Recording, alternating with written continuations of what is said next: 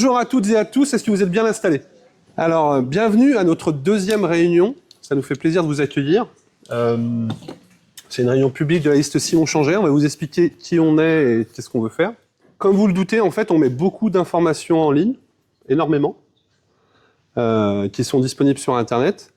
Mais rassurez-vous, en fait, dans pas longtemps, vous allez avoir du concret, vous allez avoir du papier. Il y a un enjeu qui est motiver les nouvelles générations pour qu'ils viennent voter, surtout sur une élection municipale. Donc on essaie d'avoir une action forte à leur égard pour qu'ils s'impliquent et qu'ils prennent part au vote. C'est une première chose, sans oublier les anciens qui préfèrent le papier. Voilà. On a défini une méthode qui est basée en 4 points.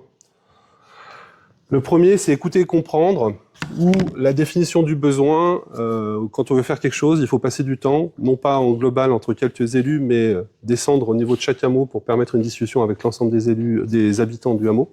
Si on a un projet qui concerne la Combe, il faut qu'on aille s'asseoir avec les gens de la Combe et discuter avec les gens de la Combe avant de le faire. Si on a un projet au chef-lieu, il faut discuter avec les gens du chef-lieu avant de le faire. Simple.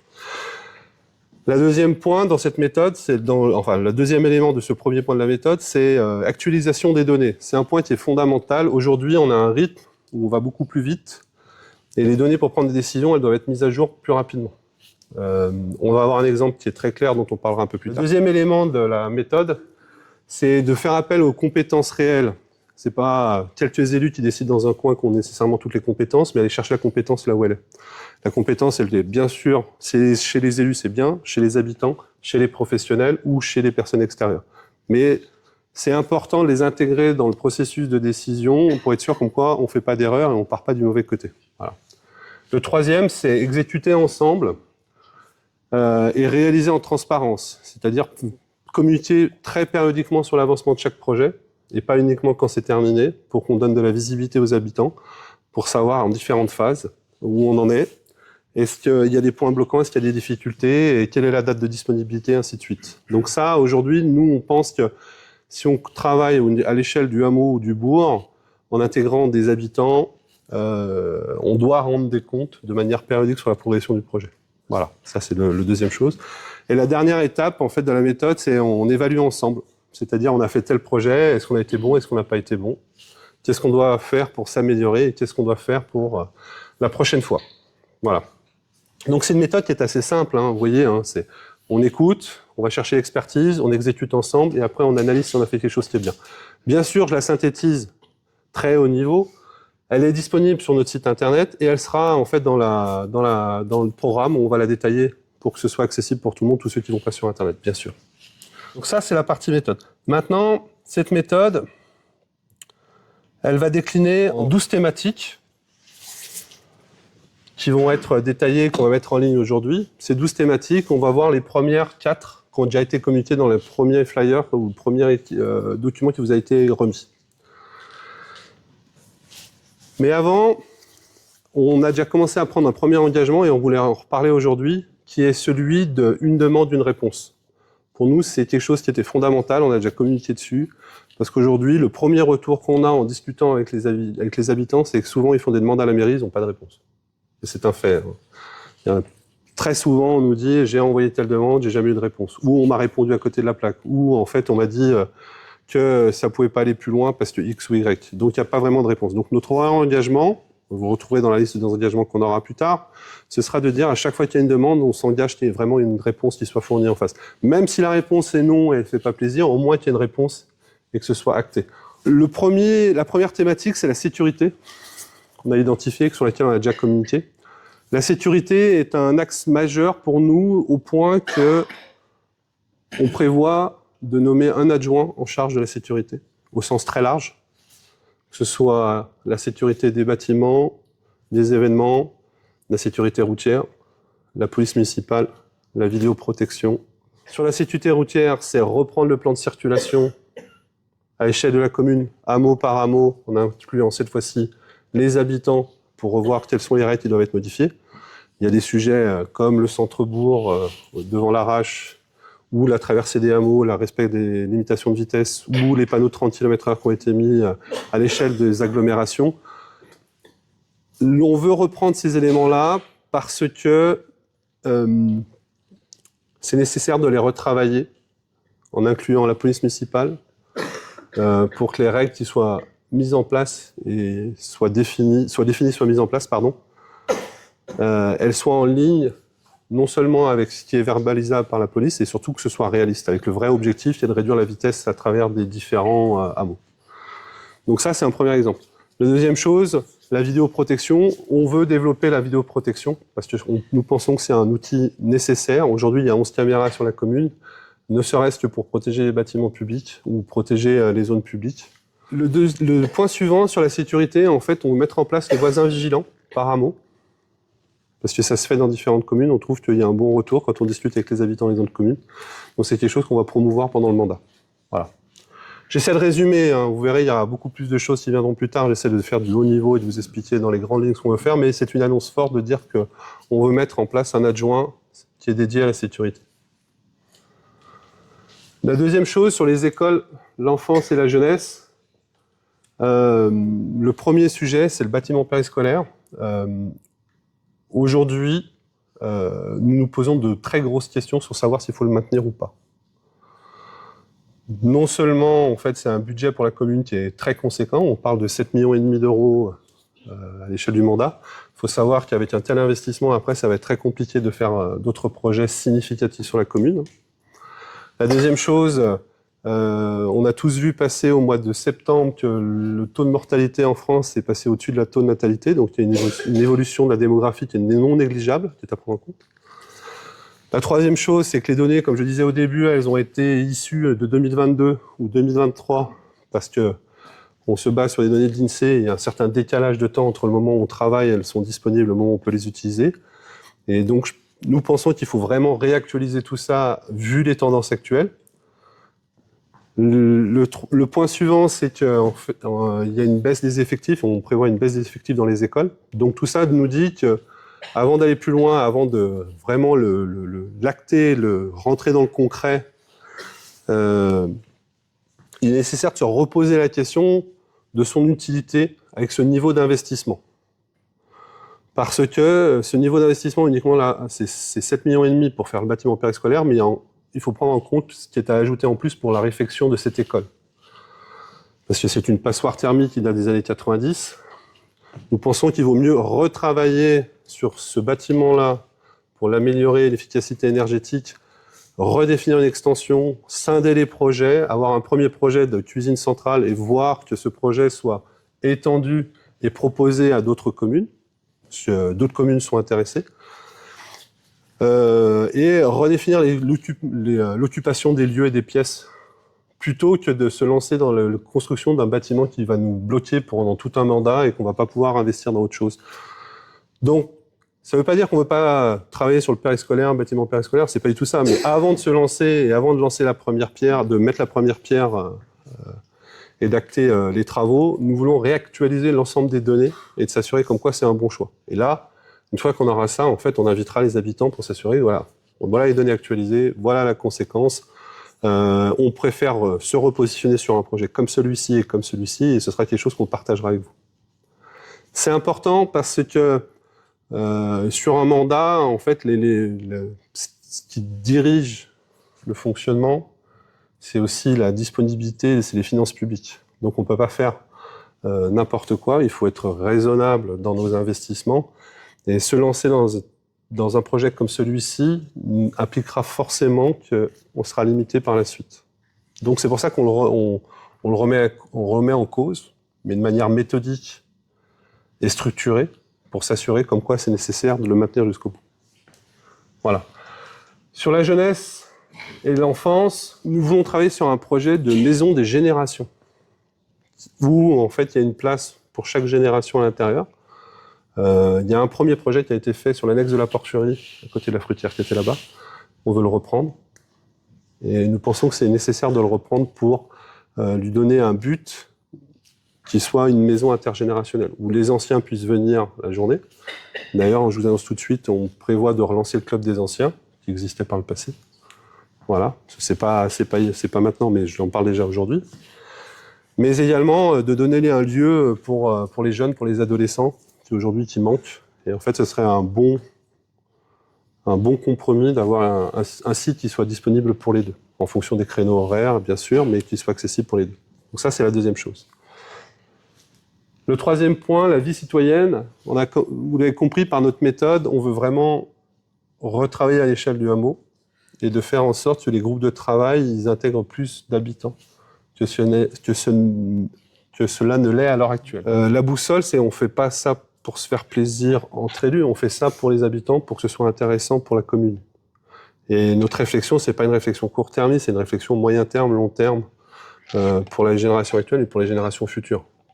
Donc c'est pour ça qu'il est important de s'assurer comme quoi on ne fait pas d'erreur, d'où l'actualisation des données dès qu'on peut, dès que c'est possible, et ainsi de suite, quitte à prendre des sociétés qui sont spécialisées là-dedans pour faire des projections pour le futur. Et ça se fait de manière simple, mais également en fait dans le jour pour être sûr comme quoi on n'est pas hors sol et qu'on fait vraiment quelque chose qui est vraiment pratique pour l'ensemble des habitants. Et le quatrième qu'on développe aujourd'hui, c'est la partie cadre de vie. Le cadre de vie est une notion assez large, ça rejoint à la fois l'urbanisme, ça rejoint les travaux, mais également le patrimoine et la préservation du patrimoine. Au lieu que ce soit séparé sous différents adjoints, en fait, on va le grouper sous un seul et unique adjoint qui va prendre en charge cette partie-là. Pourquoi ? Parce que tout est interconnecté. Dans le cadre de vie, on va mettre aussi ce qui va concerner la révision de PLU, parce que ça va être un gros sujet du prochain mandat. D'accord ? Travailler sur les finalisations des liaisons cyclistes entre les différents hameaux et les différents centres-bourgs, ça c'est une évidence, mais aussi travailler sur les liaisons piétonnières. Voilà, piétonnières, pardon. Donc ça va être un gros point sur le cadre de vie.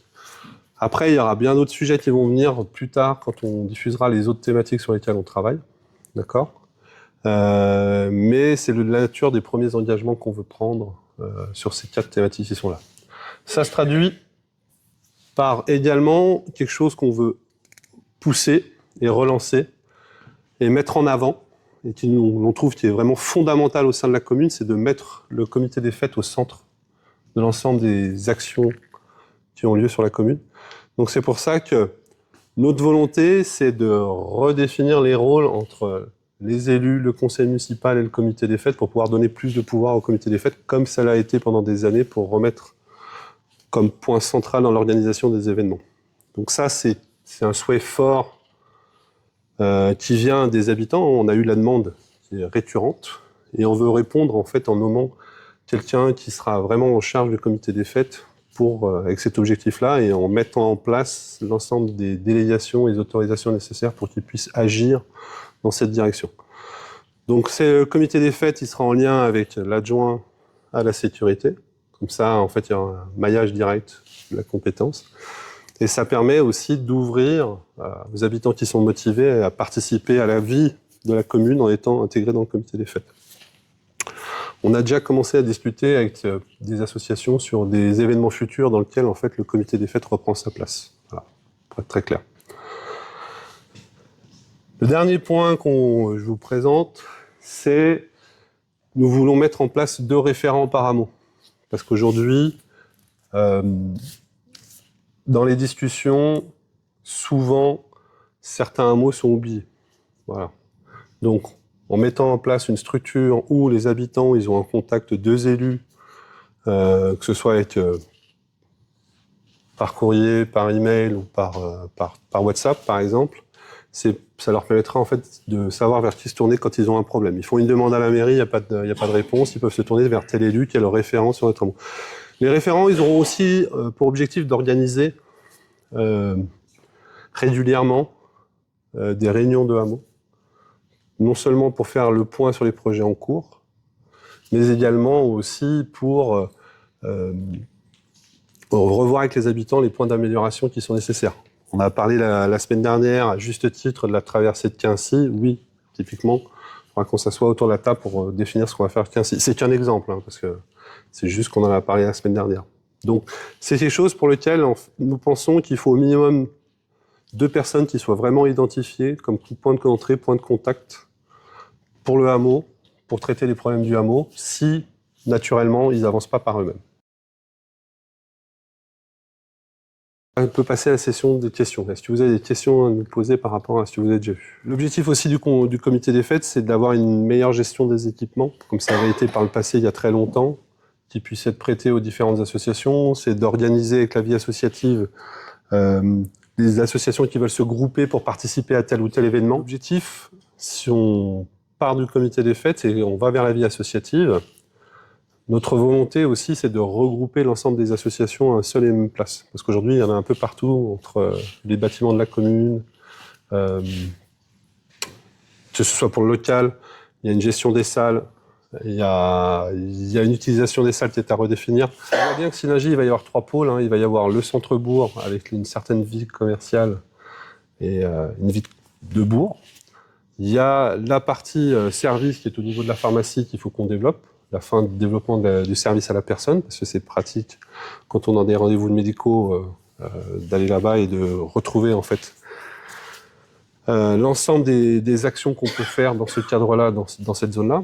Et puis la troisième qui est autour des stades de foot ou des écoles, qui est la vie associative. Et en fait, on va vouloir recentrer la vie associative dans ce pôle-là. Donc centre-bourg, la vie de village, vers la pharmacie, le point du service à la personne, et autour des écoles et des terrains et des gymnases et ainsi de suite, le positionnement des associations sur la commune.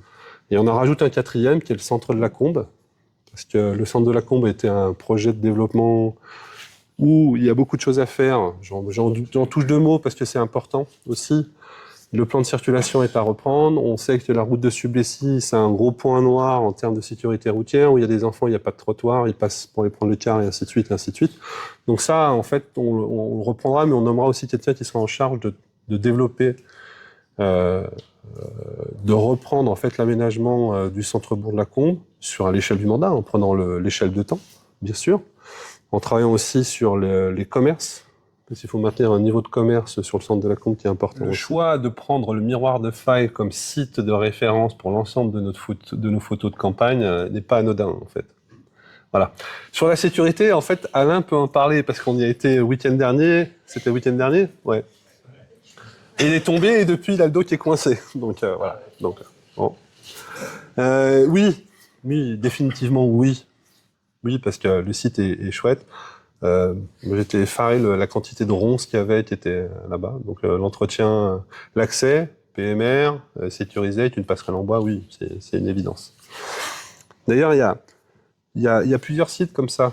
Il y en a qui sont un peu passés à l'oubli et qu'on les met pas assez en valeur. Parce que ça permettra, parce que chaque hameau, chaque endroit de la commune est quand même très étendue. Elle est coupée par la nationale, mais chaque hameau a ses petites valeurs, a ses petites. Il ne faut pas que les gens de chaque hameau se sentent oubliés. Donc, c'est aussi l'importance pour nous, pour notre équipe, qu'il y ait des référents. Donc, ça pose problème, la disponibilité, parce que c'est facile d'avoir des associations, mais leur donner des locaux ou leur procurer les moyens de pouvoir avoir une activité, c'est en lien aussi avec le comité des fêtes. C'est quand même Complètement. Comme aujourd'hui, je veux la salle, je fais une demande. Je ne sais pas si elle est disponible, j'attends, ah bah non, elle n'est pas disponible, ah mince, c'était pas... Et après je refais. Donc là, il faut qu'il y ait un calendrier, il faut que ce soit... je pense qu'il faut utiliser des outils modernes pour ça maintenant. Enfin, c'est autre chose. Et le deuxième sujet, par contre, sur le fond, oui, sur l'occupation des salles, il y a un problème de disponibilité de salles aussi. Voilà, il y a des moments dans la journée où elles sont très demandées, puis des autres moments de la journée où il n'y a personne. Nous, ce qu'on veut faire, c'est en fait, dès le début de mandat, reprendre l'occupation des salles par association, et que ce soit pas quelque chose qui soit non disponible, mais quelque chose de transparent, en disant, voilà, c'est disponible tel jour pour tel assaut, tel jour pour tel assaut, et que ce soit complètement transparent. Comme ça, chacun peut venir s'intercaler, en fait, dans l'utilisation de la salle. Après, sur les règles d'utilisation de salle, il y avait, avant, c'était possible de faire un pot à l'intérieur, maintenant, c'est plus le cas. Donc, on va redéfinir peut-être des salles où on peut faire ce type d'événement, parce que c'est dommage qu'à la fin, quand on a fait une réunion, on puisse pas... on les fait tous en cachette. On n'a rien entendu. Coupé. Comment se faire pour qu'on puisse aller à la fruitière sans se faire dans une voiture ? Alors, c'est très clair en fait. Le terrain qui est entre la pharmacie et la fruitière, puis il y a le cours d'eau. En fait, il y a une partie qui est aménageable et une partie qui est en zone non aménageable. D'ailleurs, c'est l'opportunité de dire que la partie constructive de cette zone-là, en fait, il faut bien réfléchir à ce qu'on va faire pour que ce soit un vrai service à la personne, pour le bien commun, et que ce soit pour la majorité des gens. Voilà.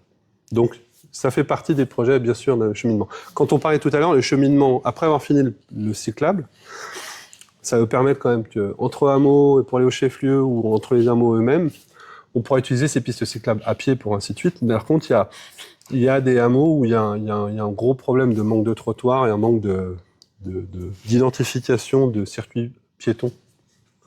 Et donc, ce sera à reprendre.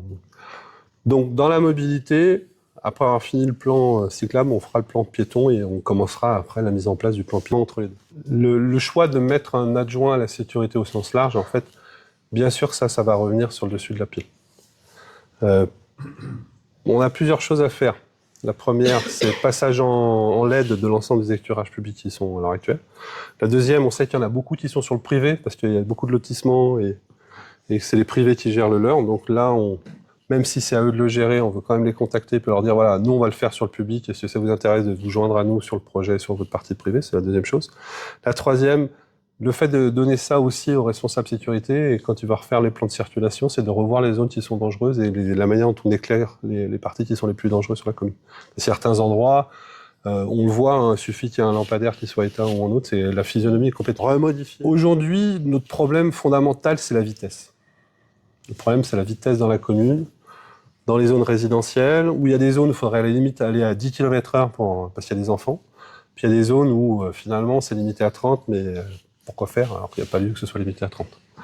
Puis il y a des points névralgiques où on sait que c'est dangereux. Prenons la Combe encore, parce que la Combe, il y a la route de Sublessis qui est à revoir, il y a le passage du Petit Corty, il y a les dodanes qui sont à revoir. Il y a la circulation autour de l'église, même qu'il y a déjà eu plein de choses qui ont été essayées dans différentes choses, dans différents plans. Ça, c'est un vrai sujet pas de dire que tout ce qui a été fait n'est pas bien, c'est pas du tout ça. Mais dire, on le reprend, mais cette fois-ci en travaillant différemment. Mais tous les hameaux. Vous prenez Bremine, les priorités qui ont été mises à droite. Les priorités mises à droite, l'objectif, c'est quand même de faire ralentir les gens, parce que le problème, c'est la vitesse. Alors, pour reprendre, on a essayé le marquage au sol, parce que le marquage au sol est quand même plusieurs fois où, en fait, j'ai pas vu. Ça m'est arrivé plusieurs fois où j'arrête les personnes et je dis, vous avez pas vu qu'il y a une priorité à droite? Ah non, mais j'ai pas vu. Non, mais c'est récent? Non, ça fait 2 ans, ou 3 ans, ou 4 ans, ou 5 ans dans certains cas. Est-ce qu'il y aura des comptes rendus de conseils municipaux sur le site internet? Oui, alors... Aujourd'hui, il n'y en a pas. Oui, aujourd'hui, il n'y en a pas, et en fait, je pense qu'ils doivent être en ligne, les conseils municipaux. C'est-à-dire qu'ils doivent être diffusés. Parce qu'aujourd'hui, conseil municipal, en fait, il y a très très peu de personnes qui viennent. Pourquoi il n'y a pas plus de personnes qui viennent au conseil municipal? Finalement, le conseil municipal, de toute façon, on le voit très bien, d'une année à l'autre, il y a toujours les mêmes choses. Vous avez en janvier ça, en février ça, en avril ça, bla bla. Il n'y a pas d'enjeu, hein. Il y a certaines choses, c'est vraiment de l'administratif pur. Par contre, il y a des vrais sujets de fond, finalement, qui ne sont pas abordés et qu'il faudrait aborder. Et c'est clair que la liste majoritaire doit inclure la liste minoritaire, d'une manière ou d'une autre, mais la plus inclusive possible, parce que le résultat, c'est pas, ce que je disais, c'est pas 90%, 10%. C'est le système électoral qui fait. Oui, c'est comme ça. Et à l'heure actuelle, dans le mandat actuel, oui, des fois, on arrive à la fin, donc maintenant, on n'est pas d'accord sur certains points, point barre, c'est tout. La manière dont on voit les choses, on n'est pas d'accord. Maintenant, c'est à nous de vous faire comprendre que notre méthode de travail, elle est beaucoup plus inclusive et respectueuse des avis. Je pense qu'on peut clore pour aujourd'hui. Parfait. Merci. Merci. Merci.